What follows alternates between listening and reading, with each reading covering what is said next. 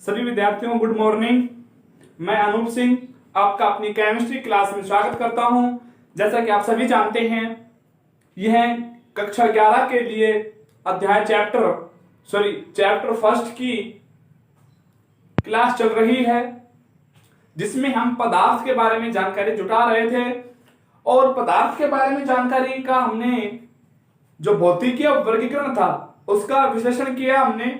अब हम जो विश्लेषण करेंगे वो पदार्थ का रासायनिक वर्गीकरण, कि हम पदार्थ को रासायनिक दृष्टि से किस प्रकार से विभाजित कर सकते। देखिए विद्यार्थियों, आज सभी जानते हैं हमने भौतिकीय वर्गीकरण में पदार्थ की अवस्थाओं का अध्ययन किया। पदार्थ का गलनांक, क्वथनांक, पदार्थ की विलेयता, पदार्थ का रंग। देखो आप सभी जानते हैं सभी पदार्थ अलग अलग रंग के होते हैं। कुछ पदार्थ रंगीन भी होते हैं, कलरलेस जिसको बोलते हैं, और सभी का गलनांक क्वथनांक अलग अलग होता है। गलनांक क्या होता है, क्वथनांक क्या होता है, ऊर्ध्वपातन क्या होता है, विलेयता क्या होती है, हम सब ने आपको समझा चुके हैं। लेकिन फिर भी एक बार डिस्कस कर लेते हैं दोबारा से। भौतिकीय वर्गीकरण में अवस्थाओं को 5 भागों में 5 प्रकार से बांटा गया: ठोस, द्रव, गैस, प्लाज्मा, बीईसी। फिर उसके बाद गलनांक क्या होता है, गलनांक पिघलना। सीधी भाषा में समझो, गलनांक का मतलब क्या, पिघलना, यानी कि वो मेल्ट हो रहा है। क्वथनांक का मतलब उबलना, यानी कि वाष्प बनना। इसके बाद संघनन, इकट्ठा होना। संघनन का मतलब क्या होता है, इकट्ठा होना। और इसके बाद हिमीकरण, हिमांक बोलते हैं। द्रव का ठोस में परिवर्तन, न्यूनतम ताप पर। किस ताप पर, न्यूनतम ताप पर द्रव का ठोस में यदि परिवर्तन हो जाए तो वो उसका क्या कहलाता है, हिमांक कहलाता है। अब जो हम डिस्कस करेंगे वो क्या है, रासायनिक वर्गीकरण, द्रव्य का रासायनिक वर्गीकरण। जैसे जानते हैं बेटा, द्रव्य को शुद्ध पदार्थ और अशुद्ध पदार्थ के आधार पर बांटा गया है। शुद्ध पदार्थ में क्या आते हैं, तत्व आते हैं। क्या आते हैं, तत्व आते हैं। तत्वों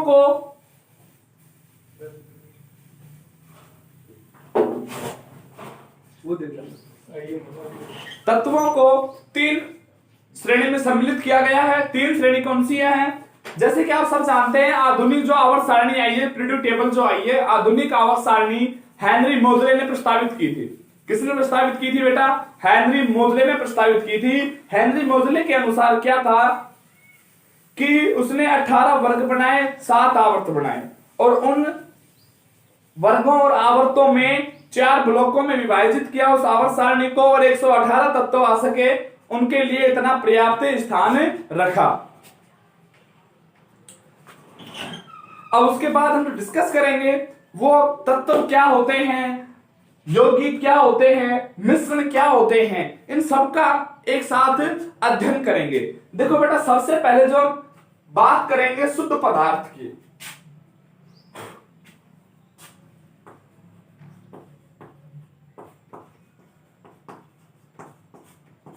किसकी बात करेंगे बेटा?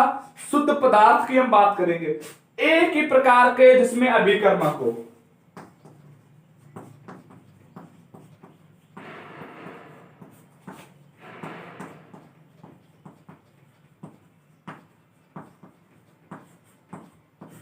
एक ही प्रकार के क्या हो, अभिकर्मक हो, वो क्या होता है, शुद्ध पदार्थ होता है। जैसे इसमें इसको विभाजित किया गया तत्व और यौगिक में, तो हम इसमें पहला क्या उठा लेते हैं, तत्व।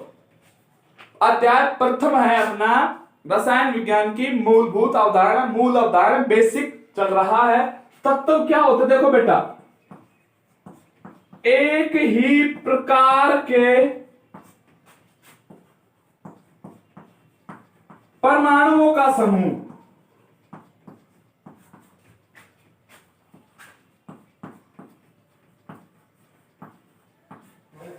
एक ही प्रकार के परमाणुओं का समूह क्या कहलाता है बेटा? तत्व कहलाता है।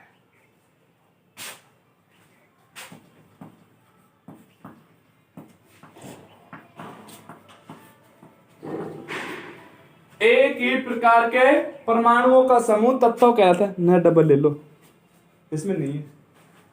अब देखो बेटा, एक बात ध्यान देने की क्या है कि अलग अलग तत्वों के परमाणु भी अलग अलग होते हैं।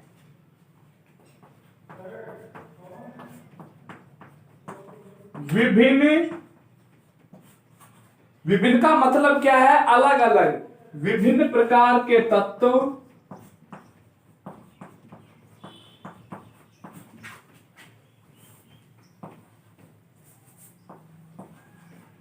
विभिन्न प्रकार के तत्व विभिन्न परमाणुओं से बने होते हैं।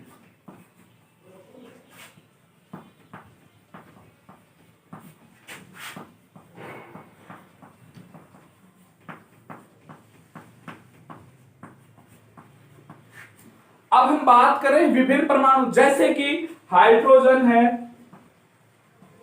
उसमें अलग परमाणु मिलेंगे। कार्बन है, कार्बन के अलग परमाणु हैं। नाइट्रोजन है, नाइट्रोजन के अलग परमाणु हैं। फ्लोरीन है, फ्लोरीन के अलग परमाणु हैं। हीलियम है, हीलियम के अलग परमाणु हैं। तो जो ये तत्व हैं, ये तत्व परमाणुओं का तो समूह है, ये तो जानते हैं, लेकिन विभिन्न तत्व अपने अलग अलग परमाणु से बने होते हैं। समझे? अब जो परमाणु कार्बन में है वो हाइड्रोजन थोड़ी हो सकते? नहीं, हम ये नहीं कह सकते कि कार्बन एक ही प्रकार का, मतलब केवल एक परमाणु से बनना का मतलब नहीं है। एक ही प्रकार का मतलब ये नहीं है कि कार्बन में केवल एक ही परमाणु हो, नहीं। एक ही प्रकार का मतलब यह भी नहीं है कि नाइट्रोजन में केवल एक ही परमाणु, नहीं। लेकिन जो नाइट्रोजन बना है वो केवल एक ही प्रकार के, मतलब जितने भी उसमें परमाणु हैं वो सारे परमाणु नाइट्रोजन के। और यदि हम देसी लैंग्वेज में, देसी भाषा में एग्जांपल लेके चलें, तो जैसे आपने अपने घर पे त्योहारों के टाइम बर्फियां वगैरह बनाते हो, बनाई आपने। अब जो आपने बर्फी बनाई है जिस दूध की, क्या उन सभी बर्फियों का टेस्ट अलग अलग है? नहीं है। उन सभी मिठाइयों का टेस्ट अलग अलग नहीं होगा। क्यों? क्योंकि जो मिठाइयों का जो निर्मित हुई है वो केवल एक ही प्रकार के पदार्थ से मिलकर बनी है, और जो एक ही प्रकार के पदार्थ से बनी है वो शुद्ध पदार्थ होता है। क्या होता है? शुद्ध। और यदि हम उस एक ही प्रकार के पदार्थ में दो या दो से अधिक पदार्थों का मिश्रण कर दें, दो या दो से अधिक पदार्थों क्या कर दें? मिश्रण कर दें, दो या अधिक पदार्थों को मिला दें, तो वो पदार्थ शुद्ध नहीं रहता है, वो अशुद्ध हो जाता है बेटा। कैसा हो जाता है? अशुद्ध पदार्थ हो जाता है। समझ में आया? जो हाइड्रोजन है उसमें हाइड्रोजन के परमाणु होंगे, कार्बन में कार्बन के परमाणु होंगे, और नाइट्रोजन में नाइट्रोजन के परमाणु होंगे। एग्जाम्पल समझ में आया? जैसे कि एक हमने घर में मिष्ठान जो मिठाइयां बनाई थी, उन सभी मिठाइयों का टेस्ट या स्वाद या कलर एक जैसा ही है, किसी का भी अलग नहीं है। तो वो एक ही प्रकार से मिलकर बनी है, इसका मतलब वो क्या है? शुद्ध है। समझ में आया? ना उनमें कोई गंध आ रही है, ना उनमें कोई स्वाद बदल रहा है, तो वो क्या है? शुद्ध है। अगर एक को खाए एक खट्टी आ रही है, एक खाए एक मीठी लग रही है, इसका मतलब वो पदार्थ कैसा? अशुद्ध है। ठीक है? देखो बेटा,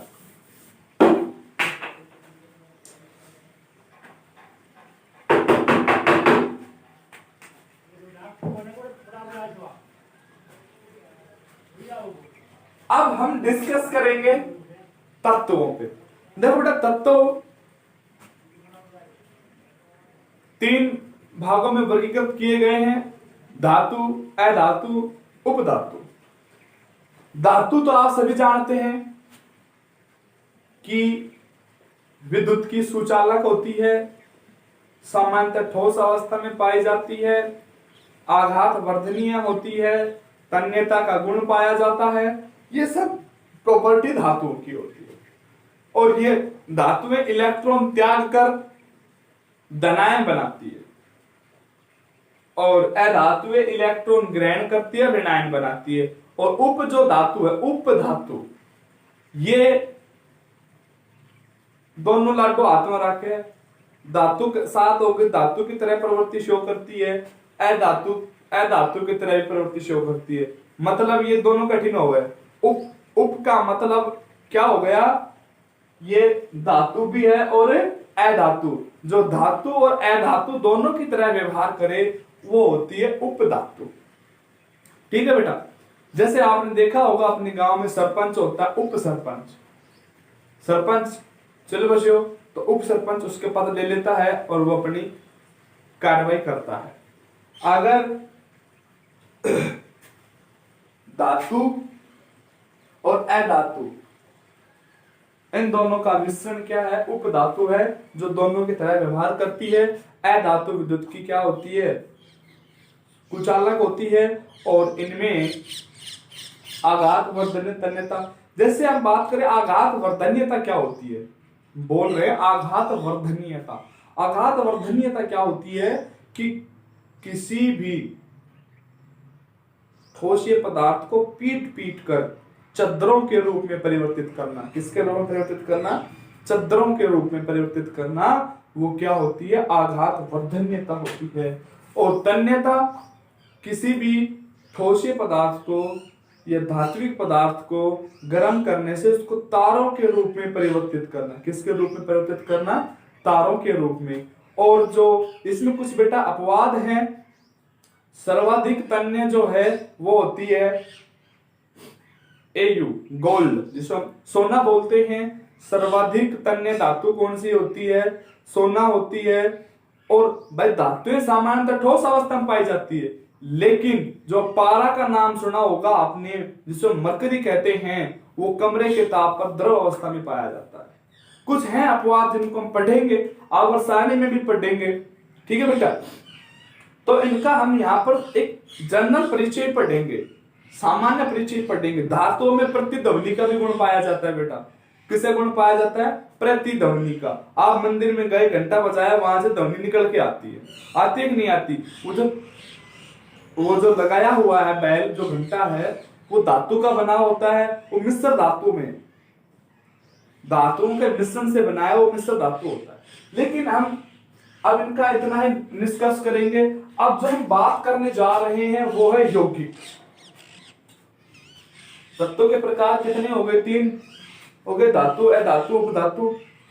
कोई प्रॉब्लम नहीं आनी चाहिए मेरे हिसाब से। तो अब जो हम डिस्कस करेंगे वो किसका करेंगे? यौगिक पे।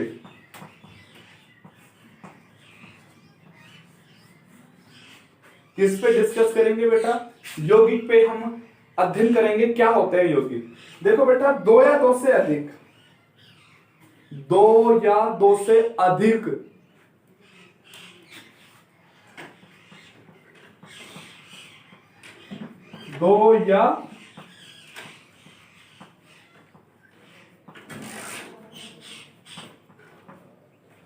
दो या दो से अधिक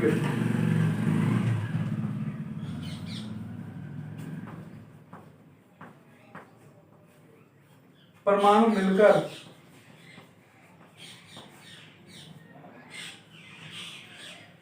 परस्पर यौगिक बनाते हैं।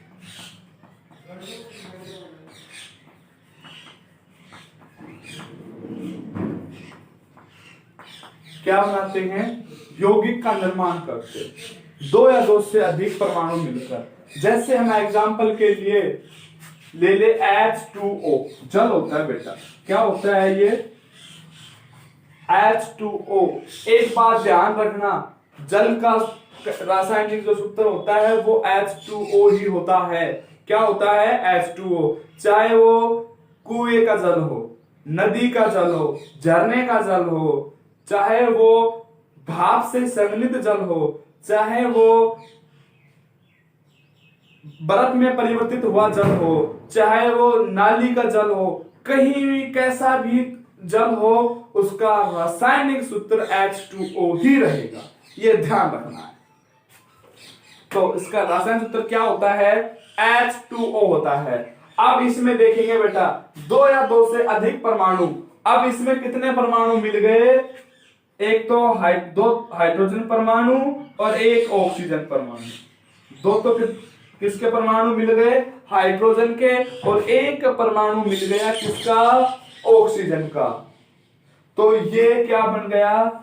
जल बन गया। क्या बन गया बेटा? जल बन गया। और यदि हम एग्जाम्पल देखें NH3, जिसे हम क्या कहते हैं? अमोनिया कहते हैं। क्या कहते हैं? अमोनिया कहते हैं। 3 हाइड्रोजन और एक नाइट्रोजन। तो दो या दो से अधिक परमाणु मिलकर किसका निर्माण करते हैं? यौगिक बनाते हैं। किसका निर्माण करते हैं? यौगिक।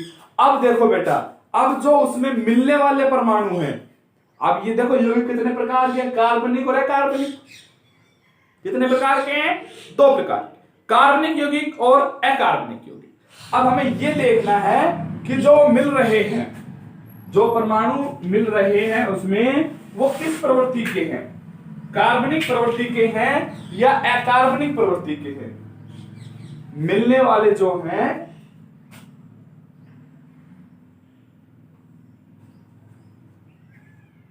वो ये देखना है। कार्बनिक मैसेज आ गया, थोड़ा सा टेक्निकल प्रॉब्लम है।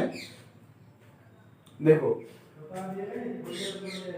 यौगिक दो, कार्बनिक और अकार्बनिक। मैं इसको इरेज कर देता हूं। ये है अमोनिया,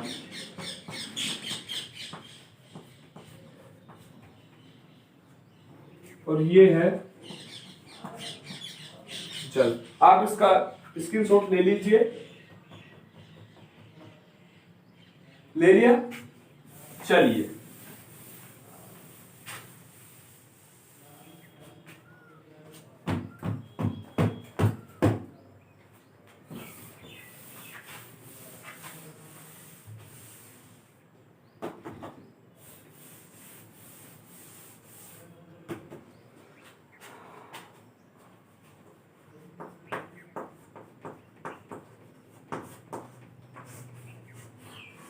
यौगिक में कार्बनिक और अकार्बनिक कितने हैं? दो हैं, कार्बनिक और अकार्बनिक। कार्बनिक में तो क्या है? कार्बन पदार्थ से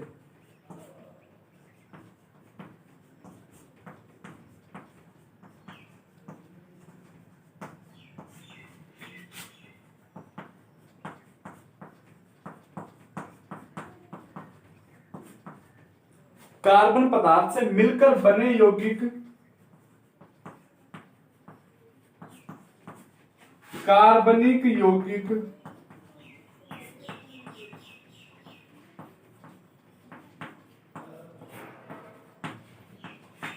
कहलाते हैं। जो पदार्थ कार्बन पदार्थ से मिलकर बने हैं वो होते हैं कार्बनिक पदार्थ। जैसे हम एग्जांपल करें, कार्बन CO2। CO2 क्या है? Carbon dioxide. जैसे हम बात कर रहे हैं CO2 की, CO2 क्या है? Carbon dioxide. अब इसमें तो क्या मिला हुआ है? कार्बन मिला हुआ है ना। तो ये कार्बनिक, जिस पदार्थ में क्या हो? कार्बन हो। जैसे हम बात करें CH4, जिसे हम क्या कहते हैं? मीथेन कहते हैं।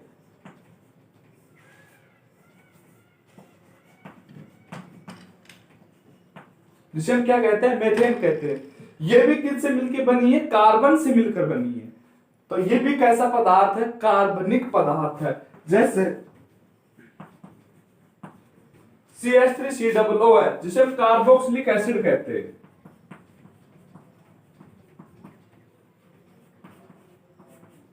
जिसे हम क्या कहते हैं? कार्बोक्सिलिक अम्ल कहते हैं। तो ये भी कैसा है? कार्बनिक पदार्थ है। जो पदार्थ कार्बन परमाणु से मिलकर बने हैं, जिन पदार्थों में कार्बन सम्मिलित है, ये ध्यान रखना आप। तो जिस पदार्थ में क्या है? कार्बन सम्मिलित है, कार्बन मिला हुआ है, वो कैसे होंगे? कार्बनिक पदार्थ होंगे। और अकार्बनिक कार्बन रहित, बस ये समझना, कार्बन रहित पदार्थ मतलब उन पदार्थों में क्या नहीं होगा? कार्बन नहीं होगा। जैसे देखिएगा NH3 अमोनिया है, क्या इसमें कार्बन है? नहीं है। तो ये कैसा पदार्थ है? अकार्बनिक पदार्थ है। HCl, क्या इसमें कार्बन है कहीं पे? नहीं है। तो ये कैसा है? अकार्बनिक पदार्थ है। NO2, क्या इसमें कार्बन है? नहीं है। तो ये कैसा पदार्थ है बेटा?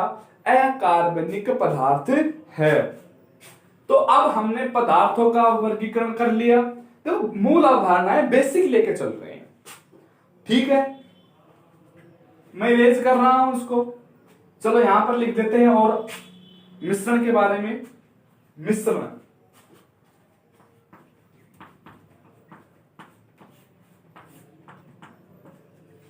दो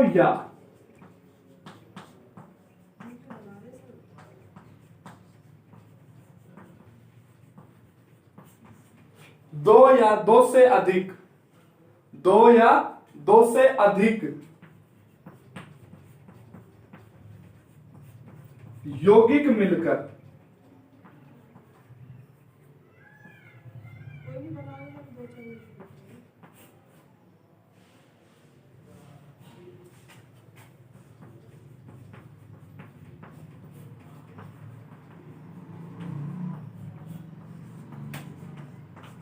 मिश्रण बनाते हैं। दो या दो से अधिक यौगिक मिलकर क्या बनाते हैं बेटा?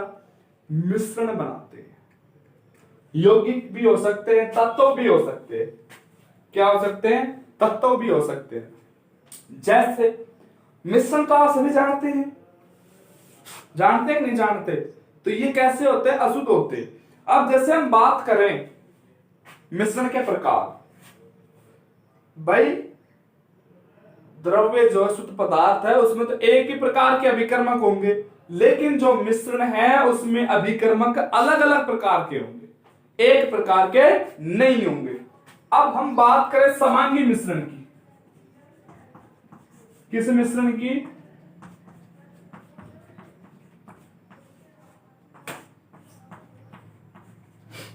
किस मिश्रण की बात करें बेटा? समांगी मिश्रण की। किस मिश्रण की बात करें? समांगी मिश्रण की। कि समांगी मिश्रण क्या होता है? समांगी मिश्रण क्या होता है? देखिए बेटा, मिश्रण क्या होते हैं समांगी? कि ऐसा मिश्रण जिसमें पदार्थ के सभी गुण समान हो, पदार्थ के सभी गुण क्या हो? एक समान हो, वो कैसा मिश्रण होता है? समांगी मिश्रण होता है।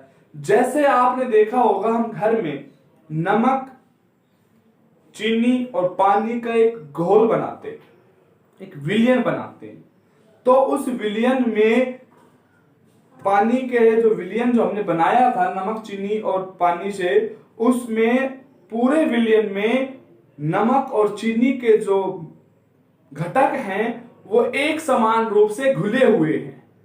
एक समान रूप से क्या है? घुले हुए हैं। जब वो एक समान रूप से घुले हुए हैं तो क्या आप जैसे बता सकते हैं कि भाई ऊपर का पानी मीठा है, नीचे का फीका है? नहीं, वो पूरा पानी कैसा होगा? एक समान होगा। तो वो कैसा होता है? समांगी मिश्रण होता है।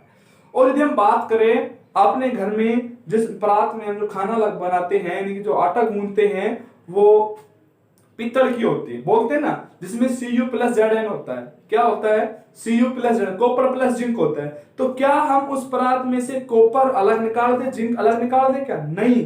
क्यों? क्योंकि वो पदार्थों को सभी का एक समान मिश्रण बनकर एक पदार्थ बनाया। वो मिश्रण कैसा है? समांगी मिश्रण है। कैसा मिश्रण है बेटा? समांगी मिश्रण है। ध्यान रखना इस चीज को, ओके। तो समांगी मिश्रण क्या होता है लिखेंगे हम।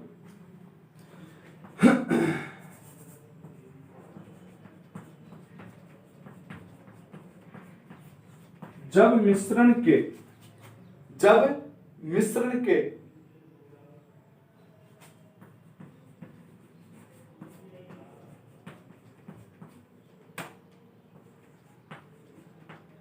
सभी भाग में, देखो इस लाइन से तात्पर्य क्या है? जब मिश्रण के सभी भाग में, सभी भाग का मतलब हमने बताया ना कि ऊपर का जल नीचे कैसे भी चलो। जब मिश्रण के सभी भाग में सभी गुण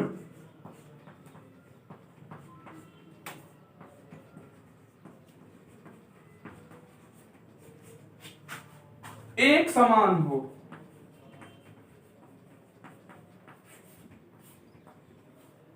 समांगी मिश्रण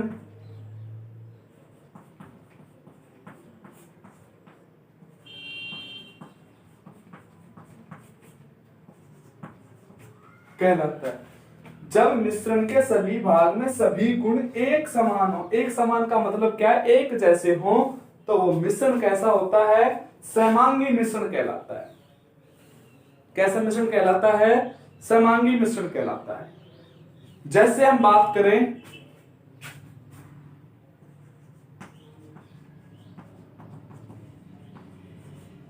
पानी प्लस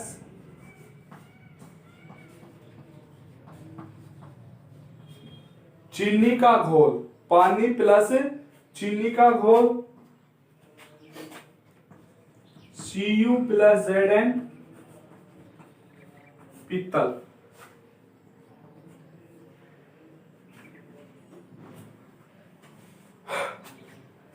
बेटा स्क्रीनशॉट ले लीजिएगा, फिर अपना बचा है विषमांगी उसको भी पढ़ेंगे। Okay, thank you.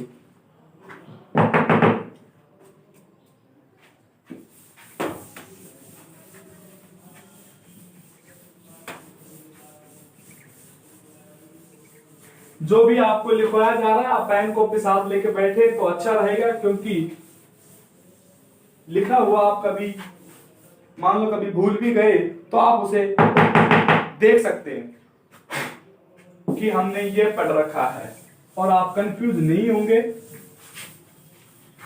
तो इनके नोट्स प्रॉपर पढ़ाते रहें, नोट्स बनाने में कंजूसी न करें, घर बैठ के नोट्स का काम करें। ठीक है बेटा, अब हम बात करेंगे विषमांगी मिश्रण। किसकी बात करेंगे? विषमांगी मिश्रण।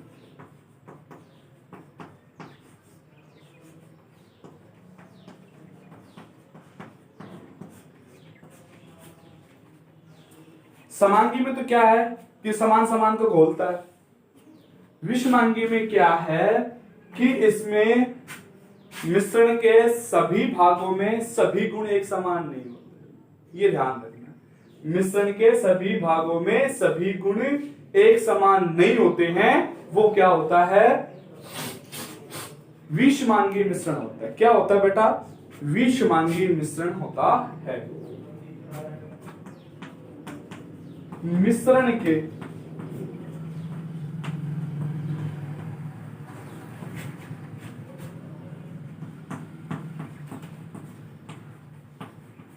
सभी भागों में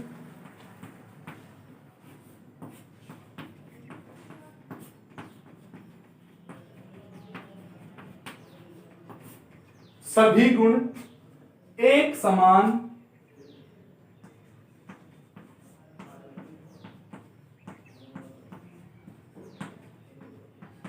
मिश्रण के सभी भागों में सभी गुण क्या नहीं होते? एक समान नहीं होते। तो वो क्या होता है? विषमांगी मिश्रण होता है।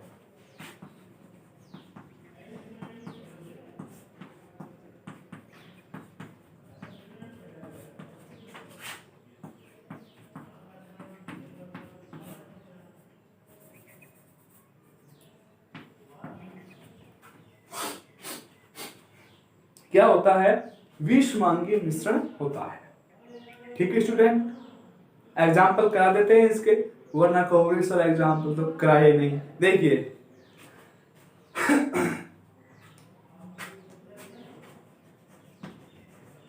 चीनी प्लस दाल दोनों ठोस अवस्था में क्या एक दूसरे से मिल जाएंगे? कभी नहीं मिलेंगे बेटा। चीनी प्लस दाल,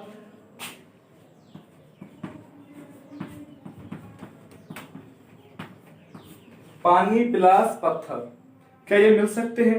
कभी भी नहीं मिल सकते।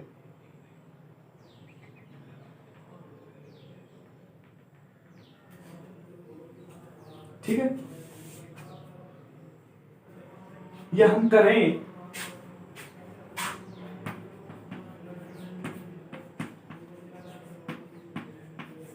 पानी प्लस मिट्टी। तो इस प्रकार से हमने द्रव्य का रासायनिक वर्गीकरण भी पढ़ लिया है। अब जो हम नेक्स्ट पढ़ेंगे वो है अपना मेजरमेंट इन केमिस्ट्री, पदार्थों में मापन, रसायन में मापन, कि हम रसायन विज्ञान के अंतर्गत पदार्थों का मापन किस प्रकार से करेंगे, ये हम कल टॉपिक लेके आएंगे। और जो आज तक हमने पढ़ा है वो पदार्थों का रासायनिक वर्गीकरण का अध्ययन किया है कि पदार्थ को किस प्रकार से रासायनिक में वर्गीकरण किया गया, रसायन से किस प्रकार से, यानी शुद्ध पदार्थ, अशुद्ध पदार्थ, तत्व क्या होते हैं, धातु क्या होती है, उपधातु क्या होती है, अधातु, इनका हम आगे भी वर्णन चलते चलेंगे। और कार्बनिक पदार्थ क्या होते हैं, कार्बनिक यौगिक क्या होते हैं, अकार्बनिक यौगिक क्या होते हैं। ठीक है, तो उसके बाद हमने मिश्रण के बारे में अध्ययन किया। मिश्रण, समांगी मिश्रण क्या होता है, विषमांगी मिश्रण क्या होता है। समांगी समान समान घोलता है, ध्यान रखना, विषमांगी क्या है कि समान असमान को कभी नहीं घोलेगा, समान असमान को कभी नहीं घोलेगा। जैसे चीनी प्लस दाल कभी घुल ही नहीं सकते, पानी प्लस पत्थर कभी मिल ही नहीं सकते, पानी प्लस मिट्टी ना कभी मिली ना कभी मिलेगी। आपने पानी में मिट्टी डाली होगी तो हम उसको देख के बता सकते हैं कि ये मिट्टी युक्त पानी है, लेकिन कुछ समय बाद वो मिट्टी का अवक्षेप बना लेती है। क्या बना लेती है? अवक्षेप जमा हो जाती है। तो इस प्रकार वो कहां घुलती नहीं है। ठीक है बेटा, thank you, have a nice day. घर पे रहिए, स्वस्थ रहिए, हम आपके उज्जवल भविष्य की कामना करते हैं और आप लगातार मेहनत करें। ठीक है बेटा।